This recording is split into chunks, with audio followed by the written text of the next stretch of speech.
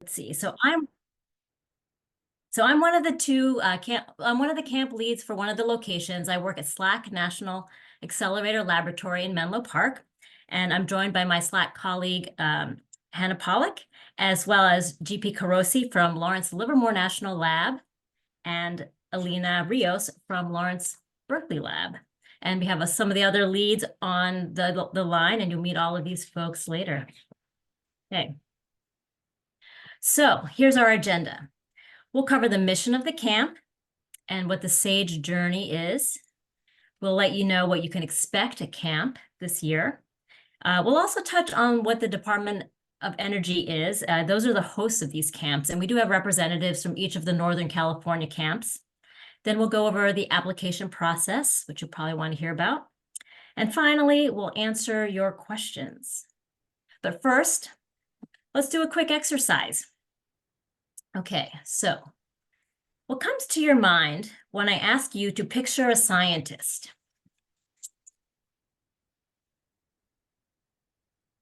So what does that scientist look like? You can think of a famous one, a real person, or an imaginary one, maybe one from TV or the movies, or maybe just like a generic one. And what is it? So again, what does that person look like? So starting in the 1960s and still going on today are a set of studies examining what children draw when they're asked to draw a scientist. And here's, so what did they draw? Next slide. So some of the results are shown here, and much of this has to do with the scientists or engineers that are shown in the press, or those who are portrayed in the media, or who young scientists have met. And we believe that students are more likely to pursue college majors and careers that they are familiar with, that they can relate to, or picture themselves, or have seen someone like them doing.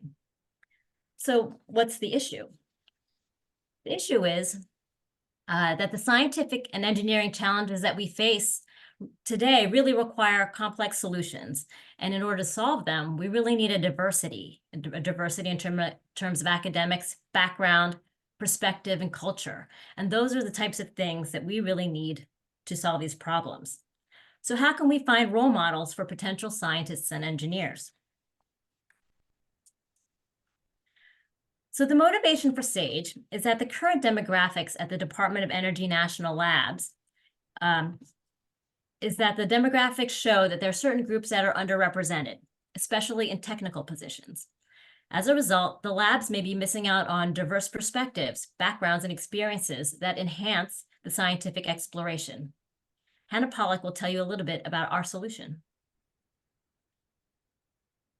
Yeah, hi everyone. I'm Hannah Pollock. I also work at SLAC with Maya, and we can move on to the next slide. So part of the solution that we're here to help you with today is SAGE. So you might be wondering, what exactly is SAGE? So the acronym actually stands for Science Accelerating Girls Engagement. And then the mission is to engage curious and passionate young students and empower them to explore a wide range of possibilities for their future. And in so doing this, we aim to foster innovation by diversifying those STEM, science, technology, engineering, and math, that whole community, specifically for us, the national labs.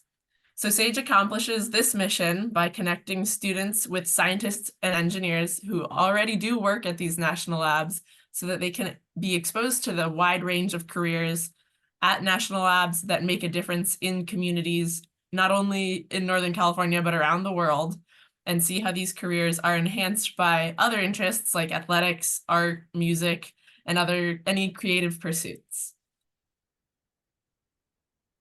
So SAGE is more than just a camp. It's a whole journey. You'll see in this little graphic, we're just the first step, the SAGE camps.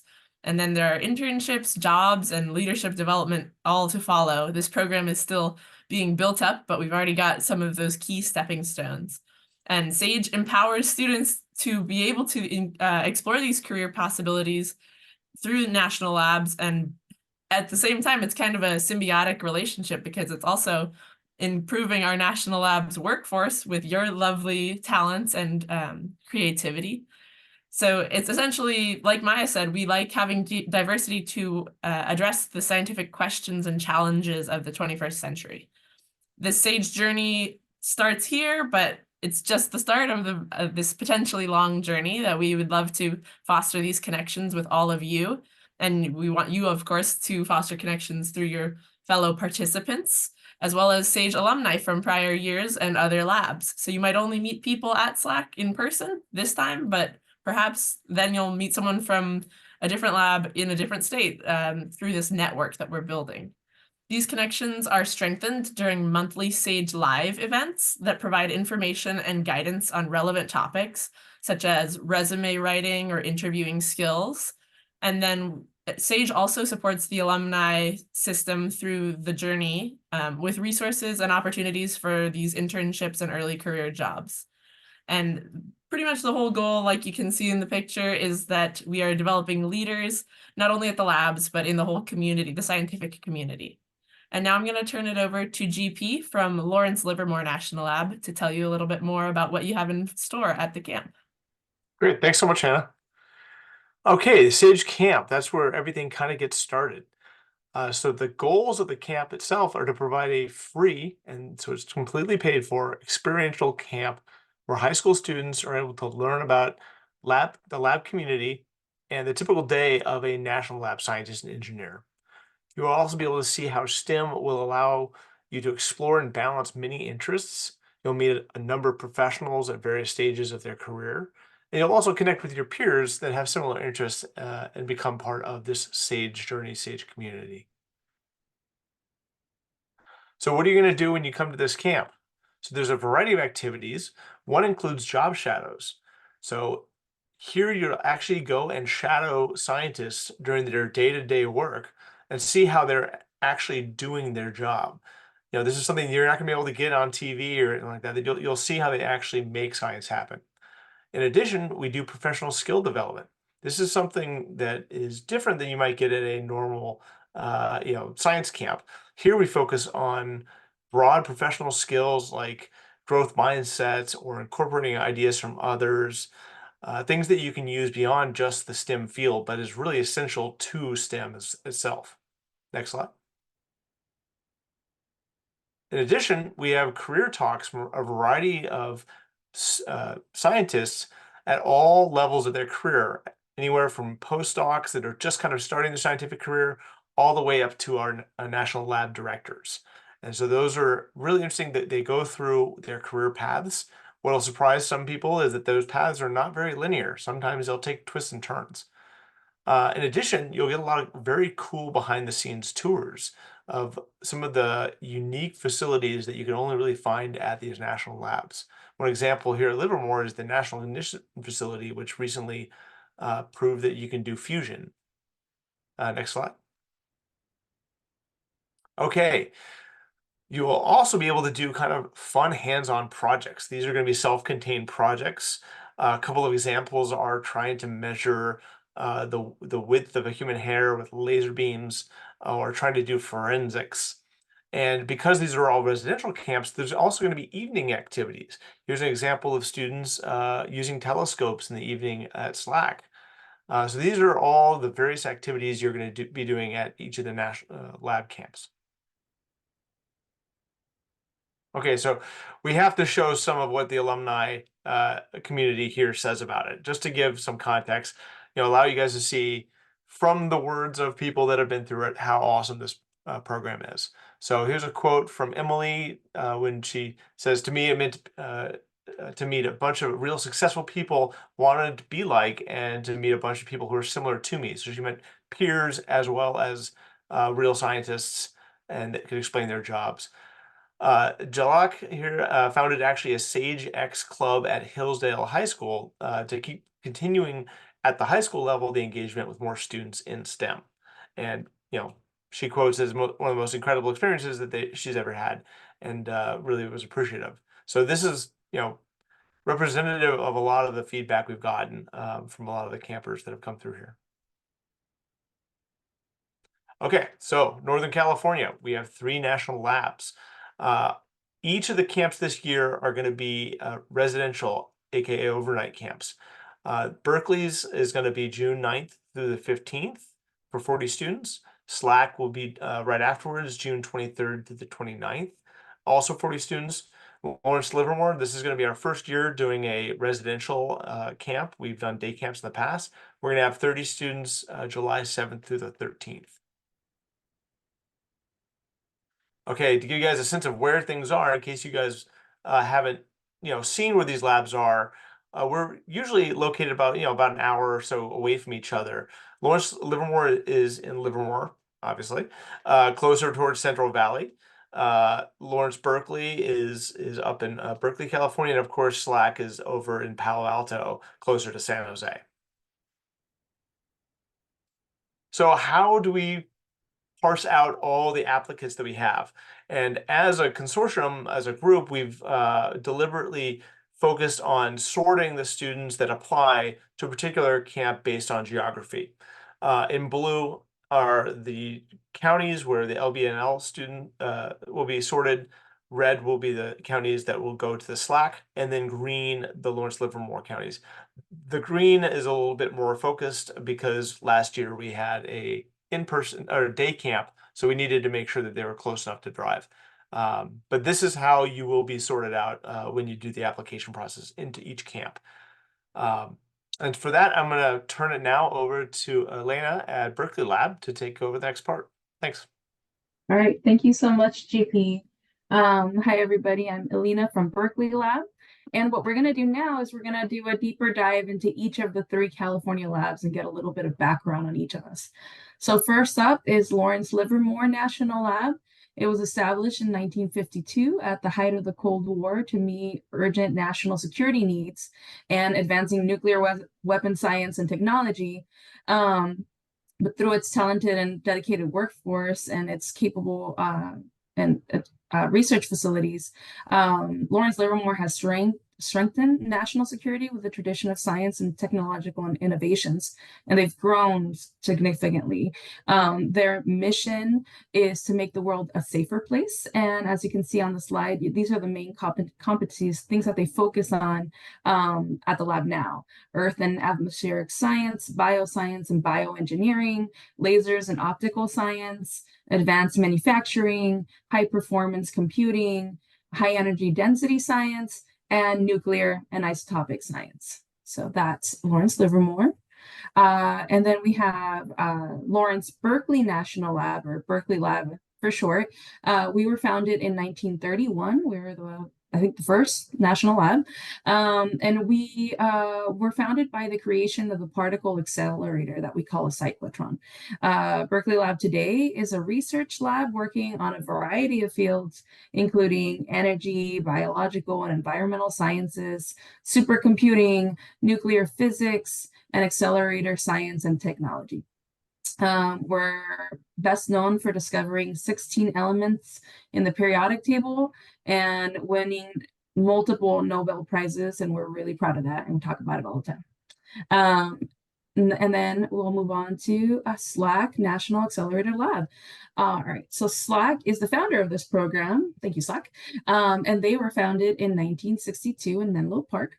SLAC is a user laboratory, which means they have cutting-edge scientific equipment that uses X-rays and lasers to study things on a really tiny scale, like making a movie of photosynthesis or studying COVID-19. Or they can also be studying really big things, like making the biggest digital camera to take pictures of the sky from Chile, which I believe Hannah works on. It's absolutely fantastic. So those are your 3 national labs. And next slide. All 3 of us, as well as the 17 national labs in total that we have throughout the country, are part of the Department of Energy. And the Department of Energy is a federal agency in the part of the U.S. government that oversees national energy policy. And totally lost it. All right. There we are. It manages the research and development of nuclear power in the U.S. So we are all funded in part by the Department of Energy, and we all support different parts of energy and national security. So that's the Department of Energy and how we all kind of come together. But now what we're going to do is we're going to start jumping over to talking about the SAGE application process, which I'm sure is the reason why you're all here. So let's dive in. So first, you guys will be opening a free account on our portal Kaleidoscope, and you'll be filling out the application using Kaleidoscope. What's great about this is that you can leave and come back. So you can start it and you can like walk away for a second and then always come back and finish it, of course, before the deadline. And we'll talk about the deadline in a second.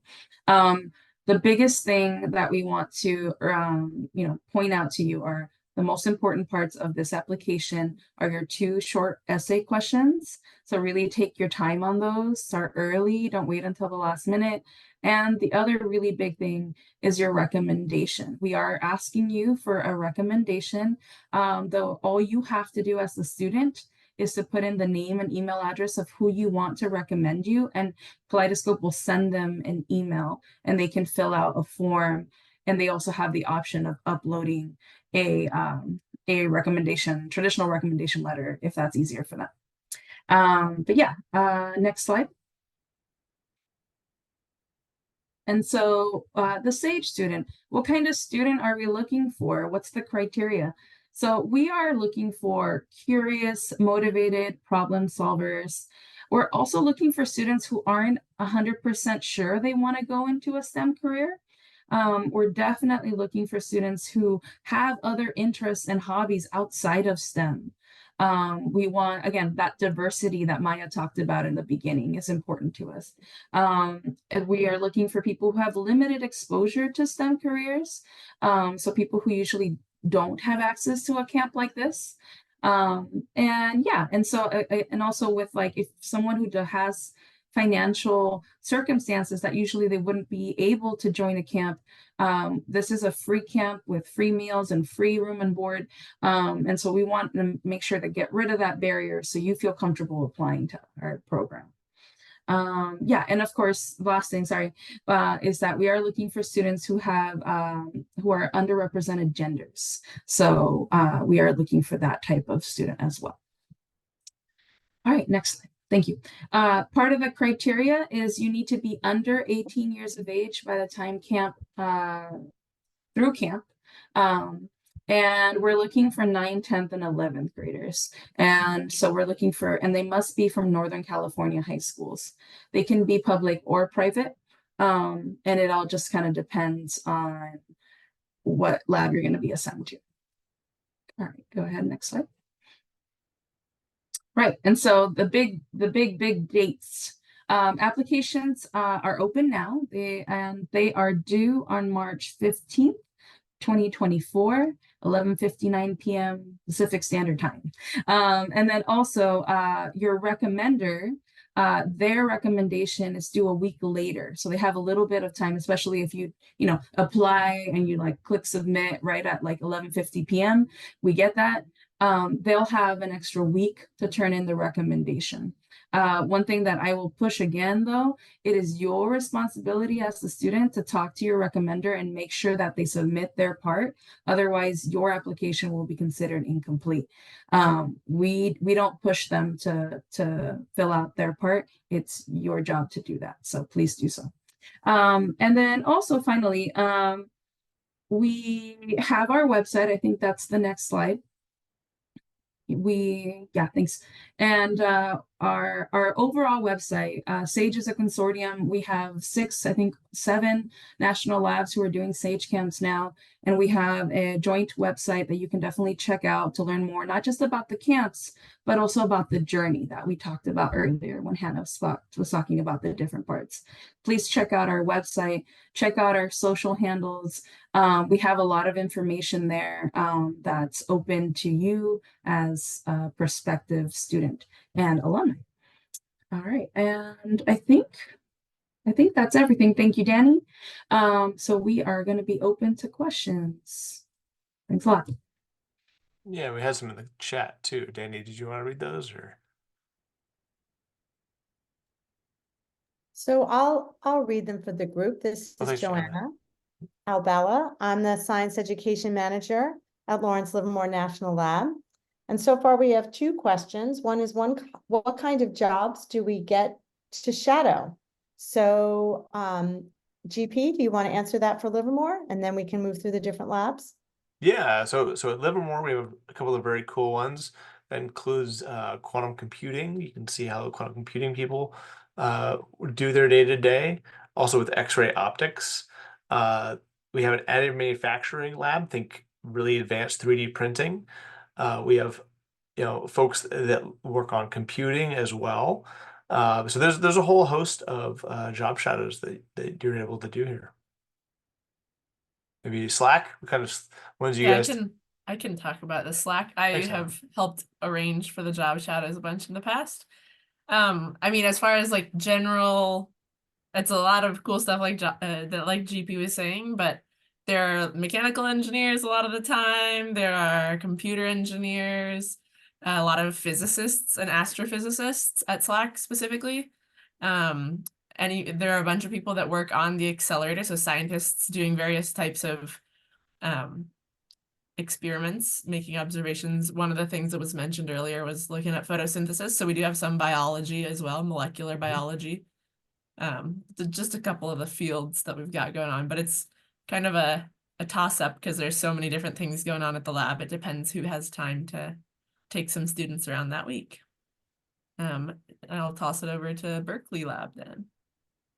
Yeah, thanks, Hannah. So for Berkeley Lab, again, it's also, we rely on our scientists to volunteer their time to come and hang out with you. And so every year is always going to be a little different, but similar to what Lawrence Livermore, we try to get people who work in our cyclotron, the one that we're known for, our particle accelerator. And so that's called our advanced light source. We get people from our earth and environmental science area, our energy technologies area, our supercomputer, if you're into, the world of computers. We definitely have a lot of engineers in that as well. And so it every year is always a little different. When it comes to job shadowing, we usually always have a mix of people who are early in their career, postdocs, just finished their PhD, all the way to senior scientists who've been there for 17 years or something like that. So you get a nice variety. And I believe all of our labs get a chance to get volunteers from all scales of their career. Yeah, and then SLAC, did you want to add anything else? So there's another question about how do you know if the recommender filled out the recommendation letter? Either Danny or Elena, would you like to take that one? Yeah, I can take it. Thanks, Joanna. Once the recommender has already input the recommendation, normally you will get an email saying that your application is already completed. So that's the process that we're following. There's another question about, as this is a residential camp, how do you assure the kids' safety? And perhaps we can start with SLAC. Maya? Yeah. So at SLAC, SLAC is we're run by Stanford University, which has a lot of regulations in terms of basically how many chaperones that we need to provide for the students. And so we always keep in mind those ratios of students to adults as well. In California now, there's a whole movement or a requirement to have a live, it's called live scan. And so adults need to be fingerprinted and have to be registered. And as well, we always have we call it 2 deep, but it's like basically 2 adults to what if there's any one student around. As well, we have chaperones in the evening. So students for the SLAC camp stay at Stanford dorms, and we have chaperones that stay in the dorms at night. I'll turn it over to Lawrence Livermore. Yeah, So Joanna. this is our first year. And so we are staying at the IHG Army Hotel at Camp Parks. It's behind a fence. So there's one level of security. And it is not a typical hotel where anybody can be there. Similar to what Maya said, we are following all the same rules. For background checks, CPR, we have evening chaperones that will spend the night. And we're taking extra precautions and classes to make sure that the students are kept safe. And in our case, separate from anyone else that would come and go. It's a very limited space. Berkeley? Yeah. So very similar to SLAC in the sense that we're staying in UC Berkeley. Just being able to stay in that housing requires a lot of training, live scan, all the things that Maya mentioned already. The only thing that I would really add is that we're also very careful about emergency information about each student. And so we always gather that information and we take it seriously. We have our trained chaperones at night, knowing protocols in case there's ever some sort of emergency and phone calls and everything like that. So most likely, at least for Berkeley Lab, we have a phone number that a student can, use, or a parent can call us or call their student. There's never any way to not be in contact and always be aware of what's going on. So, medication and all of that, we always make sure that we have everything there. Same thing with dietary restrictions since we're feeding your students. And I'll just say that really, even though the camps are at different locations, our overarching formalities, regulations are very similar. Of course, they vary a little bit site to site, but we also are in constant communication, and we try to coordinate the camp's needs for all the camps. So dietary restrictions, for example, are one thing that we all take in, as we want everybody to have a good, happy, healthy, safe time while we're all together. So there's a number of questions that are about what a typical day looks like. Do we get to choose what job shadow we have? Is there a routine for every day? So I'm just going to pitch that one out there. Is there somebody who'd like to jump in? Well, I could say from Livermore, I think it's similar. There is a daily routine, so at Livermore we start with the job shadow. I'm sorry, we start with a professional growth session in the mornings, and then we do job shadows. Then we have lunch. We have then career talks and projects, and then we go to the residential camp and we have some evening activities. And so those are slightly different from each camp. Maybe I'll take the other two questions real quickly as well. The job shadows, we have a set of job shadows, and we want you to experience those. So usually you'll be in a small group and you will go and visit each of the job shadows each day. So you can get a broad flavor of the science that goes on.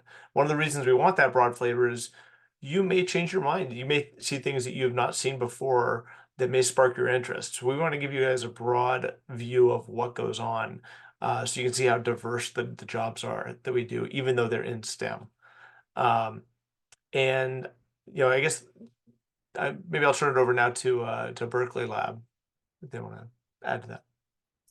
Honestly, I think GP kind of said it all. Our schedules are really similar. And when GP was presenting, the part that makes us all SAGE camps is that we all have the same elements. We have job shadows, we have professional growth, we have career talks, we have projects, we have evening activities. And so you're all going to get that, but because each lab is, has different staff and has slightly different facilities, each one will be a slightly different flavor or color. So I just want to reiterate what GP said. It's going to be very similar in each of our camps, and I'm sure SLAC would agree with me. Yep, totally agree. Don't really think there's much more to be said. So there's a question about any required or recommended science or math classes students should have taken beforehand. There are no class requirements. And there's another question a little down in the chat about an interview if accepted. There's no interview. So your whole application is really based on how you answer those questions. And I think, as GP said, given some thought to the 2 essay questions because we're trying to learn a little bit about you. It's not your typical science camp, and we're really looking for students who may be in STEM and classes, but want to learn more by actually being exposed to science and math in a work environment. So there are a number of questions in the chat that reference the application process, how you're selected when you apply, and how camps are selected. So I don't know if maybe Danny or Elena would like to reiterate that. Yes, definitely. So I was just reading about if I live in San Ramon, do I need to apply only to Lawrence Livermore safe location, or I can apply to Berkeley location? So there is only one application for the 3, even 4 laboratories, but one of them is in Tennessee. So for us, for the 4 laboratories or for the 4 camps, it's only one application, and then the system will assign you, depending on your county and your high school, will assign you a laboratory. You don't have to choose. It's gonna give it to you. Does the application go to all the labs in Livermore, Berkeley, and SLAC? Again, we only once the system assigns you a laboratory, every lab gets their own applicants. So every lab will review their own applicants. Do the recommendations from teachers have to be from science or math teachers? No, we accept any recommendation from any counselor, any teacher. Which As long camp? as they're not related to you. That's pretty much, I think, the only Correct. requirement we have Correct. is someone that knows you Yes. that isn't related to you. Mhm. Yes, don't ask your mom to write a recommendation. That's not fair. If meals are provided, will there be accommodation for dietary restrictions? Yes, I think Joanna already touched on this. We'll ask you before coming to camp. If you are accepted, we'll send you a survey regarding the dietary restrictions. Are the locations for the labs different from where you live? I'm not sure if I understand it. Are the locations for the labs different from where you live? I think I Yes. saw a handful of different questions asking like if you lived in one, like if you're in the blue zone, can you try to apply to SLAC and similar other things like that. Oh, okay. So we don't have right now space for transfer students. It's going to be at the very end if you apply and then you're assigned to Livermore, for example, and then you say, well, I don't want to go to Livermore, the dates doesn't work for me, then it's going to be at the very end that the 3 labs will get together and see if we have spaces for transfer students, but not guaranteed. Yeah, maybe I So- could just add Yes, a note about that.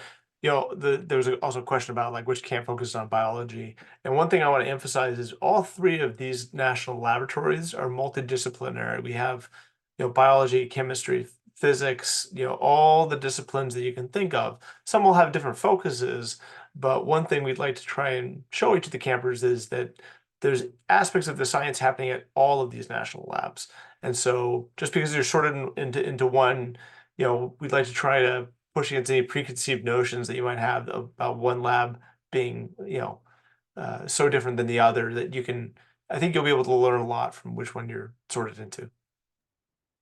And to follow up with what GP said, one of the reasons that we have allocated students to the specific labs is so that after camp, it's a journey. And so we want to see you again and again, right? So we want you to come back for an internship, and we know that it's easier for you to come to the lab that's closest to you. So we're thinking of this, we're building a long-term relationship with you. And so that's why we are assigning locations to specific labs. So there's a question about, is there a limit to the number of people accepted? And of course there has to be, because we can't have an endless number of students to track. So thanks to whoever is driving for putting this on the slide. I think GP mentioned that the different labs are taking a different number of students. It is competitive. I'm not sure that we can really put out a number for the acceptance rate, but it is definitely not 100% acceptance. There is a selection process that we all work on, and agree upon the 3 national labs. So yes. Feel like there was one other question. Oh, about the deadline to when you'll hear back about the camps. All the information about when the applications are due and when you'll hear back is on our individual websites. So you can go to SLAC or Livermore or Berkeley and see the breakdown. But I believe it's somewhere end of April to beginning of May, so that you have a good lead time to when those June camps start. If anybody wants to jump in.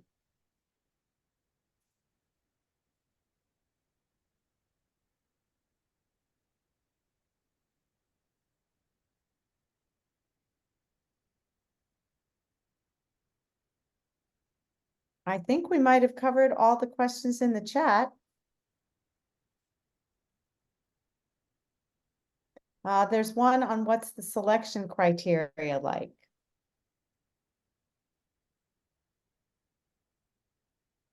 Again, it's really based on the questions that are in the application. And I don't know if Maya or GP or Scott want to add anything to that. Well, maybe we could go back to the slide on the students that we're looking for again, in terms of, one of the unique aspects of this camp is that we're trying to reach out beyond the students that might already be plugged into a science career, that have, the ability to, that are leading their science, group at their school. We're looking for folks that are curious, but maybe not, super invested in STEM yet. They're interested, but, maybe they're also interested in dance or music or athletics. We're trying to essentially change people's views a little bit, see that they can do science and still have a full, life outside of just STEM. And additionally, we want to reach people that may not have those opportunities. So specifically people that may not, be able to connect readily with other science opportunities. So that's our target demographic, and we've built our rubric for collecting that after that.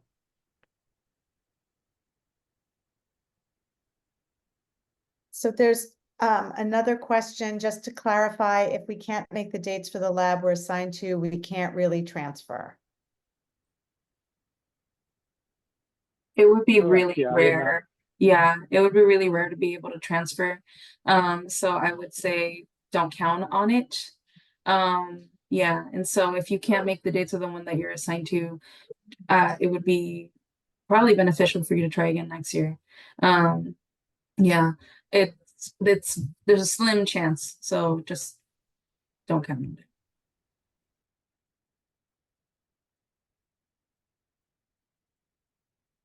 And I can jump into this next question. We pretty much start reading the applications after the deadline. So we collect everything until I believe it was March 15th. And then we have a whole application review board that starts reading all of these. Yeah, we wait until we get all of them.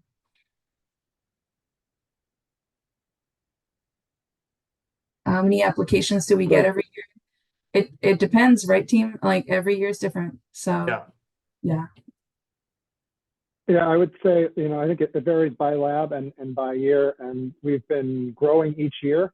So I think, it was in 22, I think like SLAC had about 100 applications, and last year we had 300 about. And so I guess we'll see how many we get this year. But as you can see, with the amount of students we're able to take, the acceptance rate is getting lower each year, I should say, unfortunately. Yeah, it is competitive.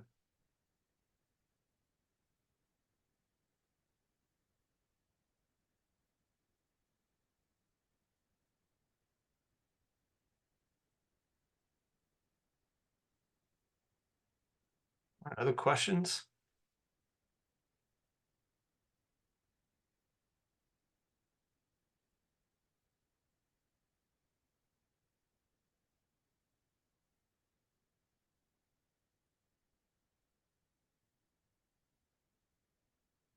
Yeah, you're welcome.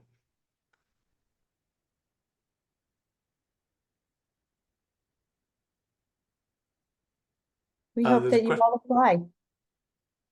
Yeah, there's a question on the aspect of it's competitive. It's essentially there's a large number of applicants and a small number of slots. So we have to judge each applicant by the criteria from the application process.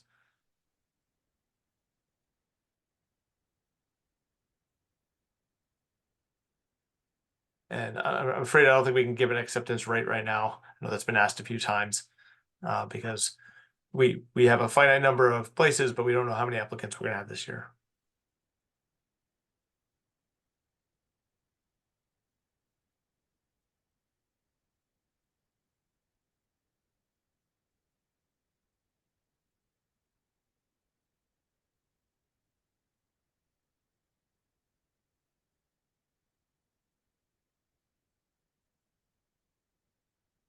I guess we can stay on for a little bit longer, but please apply and if there's any last minute burning questions, I think we can hang out for a moment.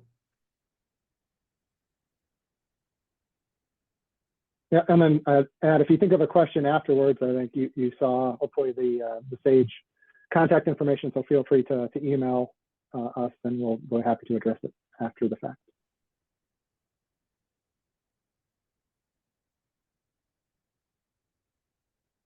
Thanks everybody for coming out.